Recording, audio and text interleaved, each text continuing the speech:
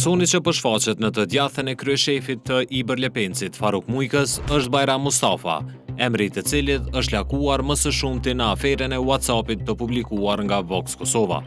E di se Bajrami ka qenë goxha e ndikuar nga dikush. Vetëm Bajramin e një, ai është asile të këtij tipit Skënder Hyseni, asi Minuki, që bëhet i pagajshëm dhe mbështetet nga Vjosa, e cila edhe e ka dërgu Bajramin aty. Mustafa është kryesuesi i bordit të drejtarëve në ndërmarrjen hidroekonomike Iber Lepenc, ku Faruk Mujka është kryeshef ekzekutiv. Mustafa ishte emëruar në këtë pozitë më 30 prill të 2022-s nga kryeministri Albin Kurti, në kundërshtim të plot me rekomandimet e ambasadës britanike, e cila atë e poziciononte të 10 në listë të propozimeve. Por Mujka kishte tjetër ide për Mustafën. Besonte se aty është caktuar nga presidentja Vjosa Osmani për t'i quar përpara interesat e saj dhe për ta emëruar kryeshefe Kaltrina Demirin, një zyrtare të partisë Guxha. Kaltrina Demiri, për kryeshef në Iber Lepenc, ka qenë kandidate për asambliste në listën tonë e propozuar nga Guxha. Në një rast tjetër, ministrja Rizvanolli dhe Faruk Mujka lëshohen në ofendime ndaj Mustafës. Këtë të fundit e krahasojnë me Skënder Hysenin e LDK-s, e të dyve bashkë ku referohen me termin Minuk.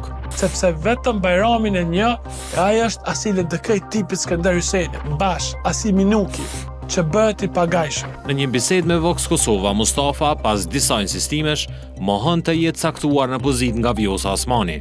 Thot se s'mund t'i bëj askush presion për pozitën e kryeshefit. Në komunikimet që i ka pas me ministrin Atani Rizvanolli, thot që në përzgjedhjen e tij ju keni pas preferenca tjera dhe se ju jeni person që po mendoj aty në pozitën e kryesuesit bordit, jeni vendos me ndihime politike të presidentes Vjosa Osmani.